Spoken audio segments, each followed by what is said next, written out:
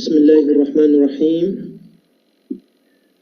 أولادي وبناتي الأعزاء، الحمد لله على السلامة، ونعتذر معكم بسبب هذه الظروف، وربما كما يقال رب ضارة نافعة.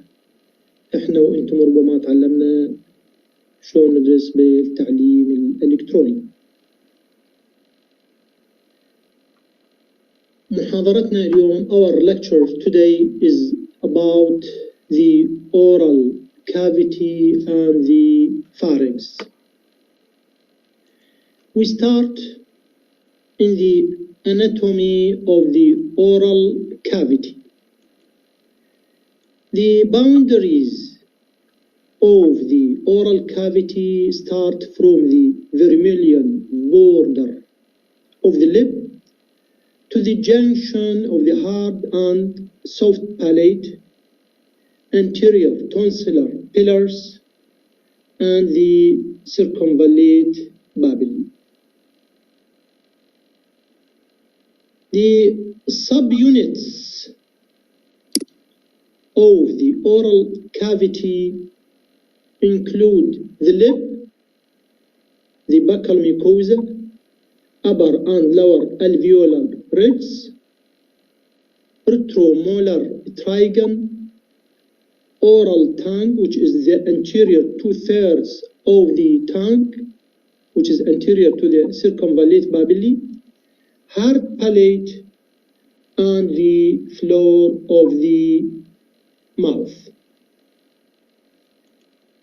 We go to this picture, which is very important for us regarding the pharynx and also the oral cavity. When we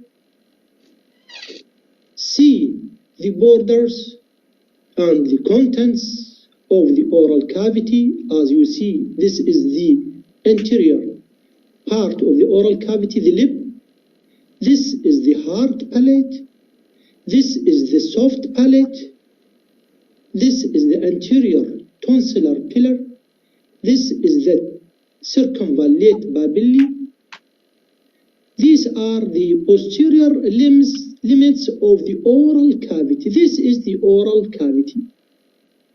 This picture is very important, not only for the oral cavity, but also the pharynx and its subdivisions.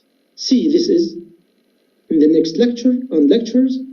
This is the oropharynx and its contents. See, this is the oropharynx.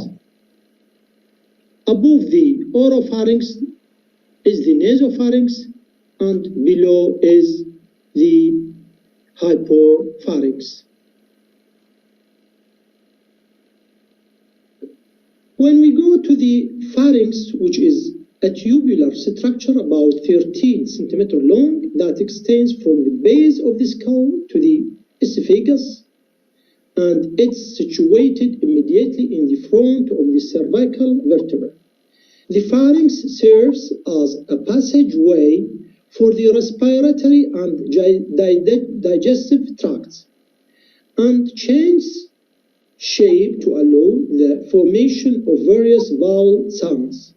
The pharynx composed of muscles and is lined with mucous membrane, and it's divided, as I said in the past picture, to the nasopharynx, oropharynx, and hypopharynx. Also, when you see here, we can see the Eustachian tube. This is the Eustachian tube. This is the Eustachian tube. It contains the opening of auditory tubes, the opening of the two posterior nerves, and the opening of the larynx, and the opening to the esophagus. Here, under, this is the nasopharynx. This, as I said, the second tubes, and this is the entrance of the larynx. You see, this is the epiglottis. This is the limits here. The limits, this is the valleculae, the contents of the oropharynx. Now we will speak about it. The oropharynx begins anterior of the circumvallate papillae, tonsillar pillars, and the junction between the hard and the soft palate. The oropharynx extends vertically from the inferior surface of the soft palate superiorly to the plane of the superior surface of the hyoid bone.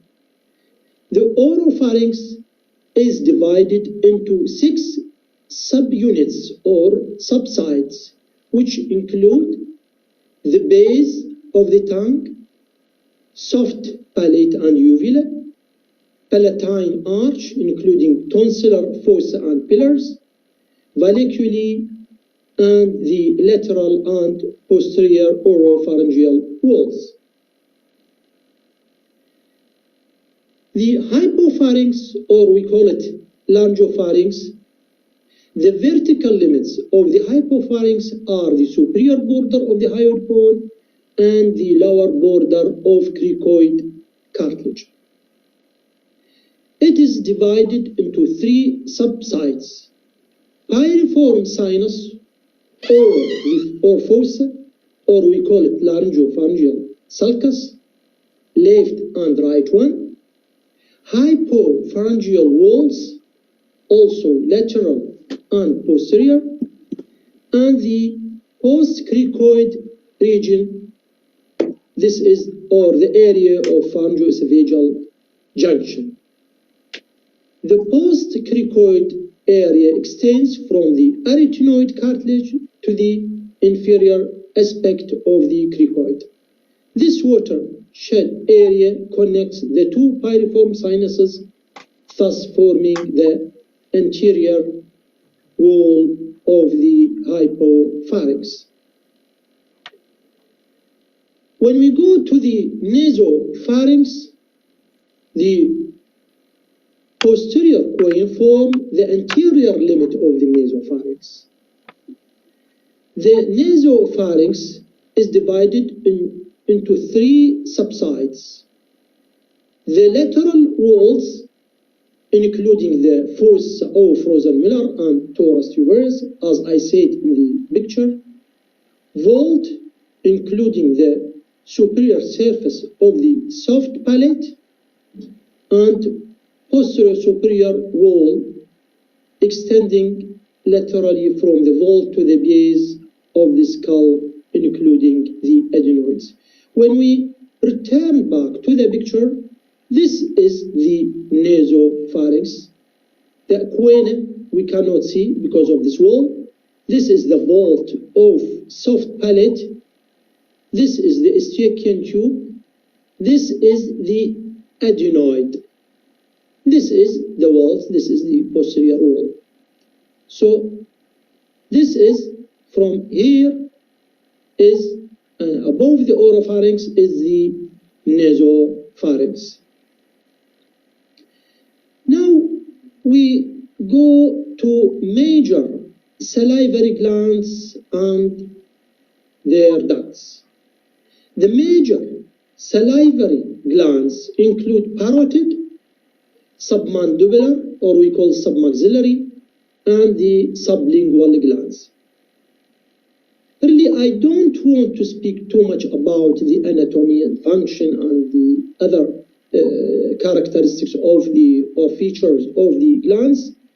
This is maybe discussed by general surgery, but the most important for us, the ducts of these salivary or major salivary glands, which is very important for us, for the EM test. The parotid, or we call it Stenson duct, orifice is lateral to the upper second molars. The submandibular or submaxillary, or we call it Wharton's duct, orifice is in the midline floor of the mouth adjacent to lingual frenulum. حقيقة sometimes انتم ممكن لما ترجعون البيت تقدر تحاول ترفع لسانك لفوق وتشوف the frenulum there is small opening and you when press لما تضغط تحت الفك تشوف انه الفلويد يطلع لك من ذني الفتحات. ممكن لما ترجعون للبيت تجربونه. The third one is the sublingual, or we call it ravenous ducts. Multiple orifices draining into the floor of the mouth or into the submaxillary duct. Now we go to another structure which is a very important structure in the oral cavity, which is the tongue. The tongue is a muscular organ. The anterior two-thirds is covered by papillae, including filiform, where there is no taste function, and fungiform, diffuse, and foliate. It is in the lateral part of the tongue. The circumvallate papillae are large and lie in a V shape at the junction of anterior and posterior portions of the tongue. حقيقة بالنسبة للسيركمفاليت بابلي مجرد أذكركم بهالمحاضرة كثير من الناس لما يشوف خاصة إذا كان large بابلي he is afraid. He thinks that this is a disease. حقيقة كثير من الأحيان نحاول نقنع المريض إنه ترى هاي مسألة طبيعية وأنتم ترجعون ممكن أي واحد من عندكم لما يرجع البيت ويطلع لسانه بكل قوة he can see the circumvallate babilla. The muscles of the tongue are extrinsic muscles which include genioglossus, hyoglossus, styloglossus, and palatoglossus, while the intrinsic muscles are superior and inferior, longitudinal, vertical, and the transverse. Now we go to the sensory innervation of the tongue. Anterior two-thirds, the oral tongue, we call it, sensations of the touch, pain, temperature, transmitted via lingual nerve V3. Taste sensation is transmitted via lingual nerve to chorda tympani, while posterior third, which we call tongue base, touch and gag, which is visceral afferent sensation, is transmitted via cranial nerve 9 to the nucleus solitarius. Taste sensation from circumvallate papillae and mucosa of epiglottis and valleculae to the nucleus solitarius of the bones via cranial nerve number 9. The vascular supply of the tongue is from lingual artery, which is the second branch of the external carotid artery, and drained via the lingual vein. Saliva of the mouth, about the total saliva is about, in average, is about 1,500 ml per day. 99.5% of saliva is water, with only 0.5% organic and inorganic solids. Now we go to another very important subject, which is or concerning in the lymphatic system. The lymphatic system in this area is very important. We call it the Waldeyer's ring or internal Waldeyer's ring. Together, the lingual tonsils anteriorly, the palatine tonsils laterally, and the pharyngeal tonsils, which we call adenoids posterior superiorly, form a ring of lymphoid or adenoid tissue around the upper part of the pharynx, which is known as Waldeyer's tonsillar ring. All the structures of the Waldeyer's ring have similar histology and presumably functions. Palatine tonsils composed of lymphoid tissue with a germinal center containing 6 to 20 epithelial-lined crypts. There is capsule cover or over the deep surface separated from the superior constrictor muscle by thin areolar tissue. The palatine tonsil is contiguous with the lymphoid tissue of the tongue base, which we call it lingual tonsil. احنا صراحة لما نسوي ادينو او tonsillectomy نسوي dissection للبالاتاين tonsil نكون مستمرين حتى we remove the lymphoid tissue of the tongue. The arterial supply or blood supply to the tonsil, the main arterial supply is from tonsillar branch from facial artery. حقيقة هناك another branch لكن أنا ما حبيت أذكرها لكم حتى ما نعقد الموضوع عليكم. While the venous blood supply is by the lingual vein. Now we go to the disorders of the oral cavity and the pharynx. We start in the disorders of the oral cavity. Inflammation of the oral mucosa. Stomatitis is the general term for any inflammatory disorder of the oral mucosa. It can be associated with the following diseases. Gingivitis, a condition in which the free gingival margins close to the teeth are red, swollen, usually painless and bleeding.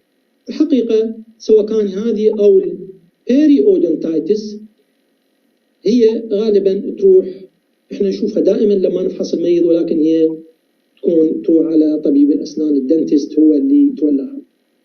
Periodontitis, inflammation of the periodontium, which includes the periodontal ligament, the gingiva and the alveolar bone.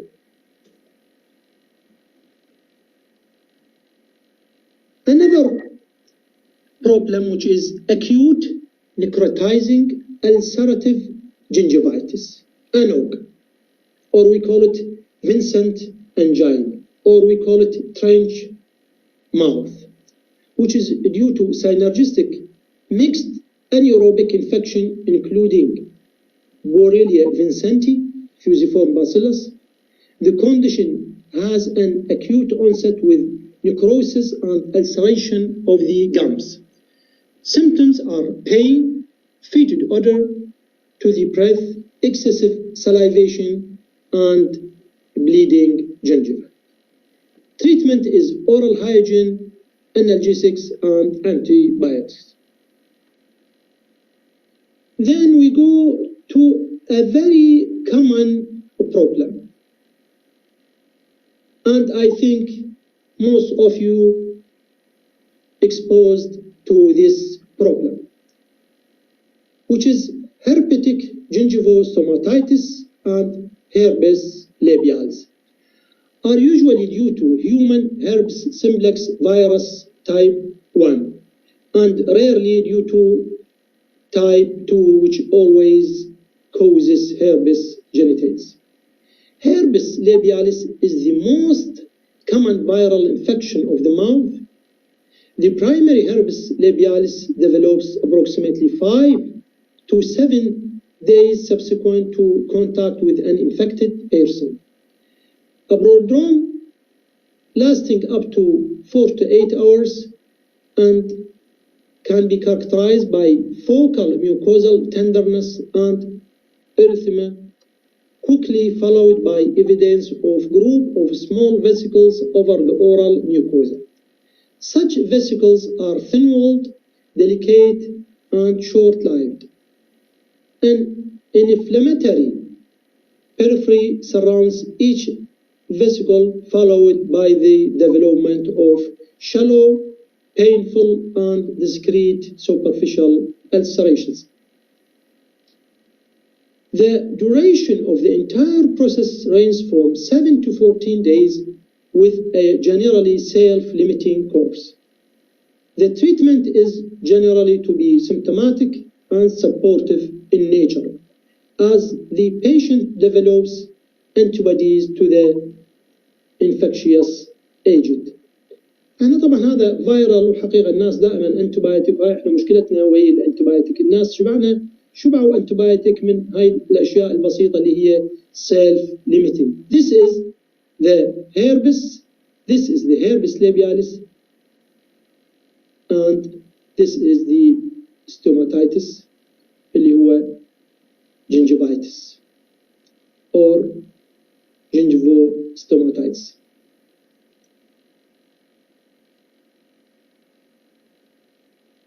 طبعا the gingivitis or stomatitis affecting the ulcerative can affect the tongue, the oral, or the mucosa of the oral cavity. Thrush, or we call it the candidiasis of the tissues of the mouth. The condition is characterized by the appearance of creamy white patches of exudate on an inflamed tongue or oral mucosa. It is usually a benign condition in normal children, but may be a sign of AIDS in young adults, in the elderly, or in patients who are using inhaled steroids or patients who have received radiation and have decreased salivary gland output. Topical or systemic therapy may be used for treatment. Biogenic granuloma, a small non-malignant mass of excessive granuloma tissue, usually found at the site of an injury, most often a dull red color and bleeds easily. When forms on gingiva, we term it or we call it epolis. Mucosites commonly encountered as a result of chemotherapy or radiation therapy. Now we go to non-infectious lesions. Also, this is a very, very common lesion. Recurrent aphthous stomatitis or recurrent aphthous ulcers, or we call it Soton disease, represent the most common non-traumatic form of oral ulceration with an incidence range between 20% to 40% of population. This remains an incompletely understood mucosal disease, chiefly affecting the oral and oropharyngeal mucosa and less commonly the genital mucosa. Of note are data indicating a general prevalence among those in professional groups, those of higher socioeconomic status and non-smokers. حقيقة شافوها إنه بالناس المتعلمين اللي هم أو بالهاي socioeconomic status and non-smokers ربما ذول معرضين أكثر لحد الآن ما معروفة بالضبط هل بسبب الستراس thinking يعني التفكير أو الانشغال بالأمور العلمية والحياتية هو اللي يكون they are more exposed for this common problem.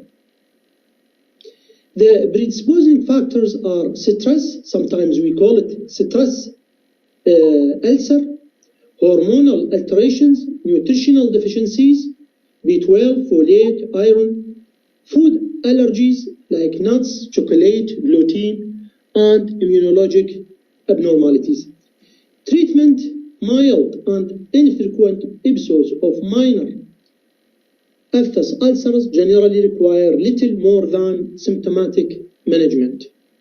When treatment is necessary, the general mainstay is the use of topical steroids.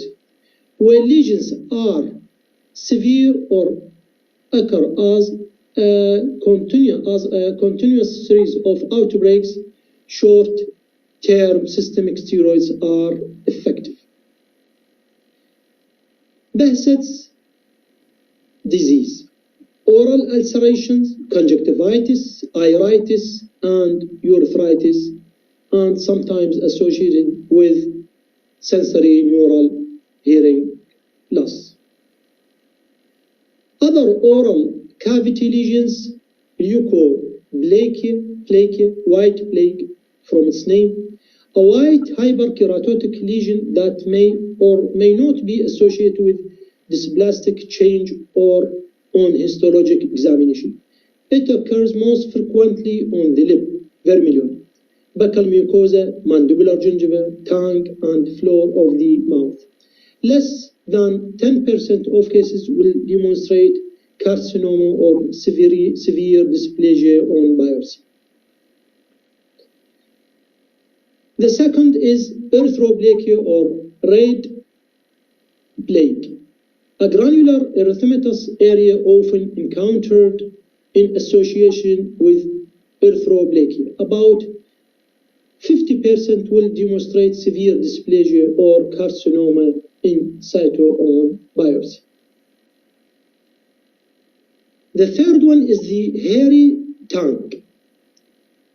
It is due to hyperplasia of filiform papillae. It may be black, blue, brown, or white depending on microflora and nicotine staining. And it is often associated with candida overgrowth. It is asymptomatic, but for its appearance. Treatment is by mechanical brushing or scraping of the dorsum of the tongue. شوف انه this condition, the hairy tongue, لما يشوفوها الناس جد انهم يخافون وحقيقه يزيدون الطين بله لما ياخذون انتبايوتيك او مضمضه او ما شابه ذلك، بينما this condition a self limiting تقدر انه تستخدم فرشه اسنان من نوع السوفت وتحاول بمعجون الاسنان تحاول يعني تسوي لها brushing و with time ممكن تتخلص منها. See, this is the hairy tongue. Another condition is the ranula, a mucocele of the sublingual gland that presents in the floor of the mouth. If it penetrates the mylohyoid muscle and presents as a soft submental neck mass, it is termed a blanging ranula. Treatment is excision of the entire sublingual gland in order to prevent recurrence. Torus palatini, a benign excessive bone growth in midline of palate that continues to enlarge beyond puberty. Occasionally, it must be removed in order to prevent denture irrigation or dental rotation. Geographic tongue, irregularly shaped areas of depapillation occur over the dorsum of the tongue. The parts vary in size and distribution over a period of days, and it affects 1% of the population. No treatment is needed. Also, this is a very common وأيضا بالنسبة للناس يخافون من عندها وياخذون غرارة وياخذون انتبايوتيك وقسمعتهم خايفين يتصور انه ورم، بينما هي حقيقة ما تحتاج إلى أي علاج.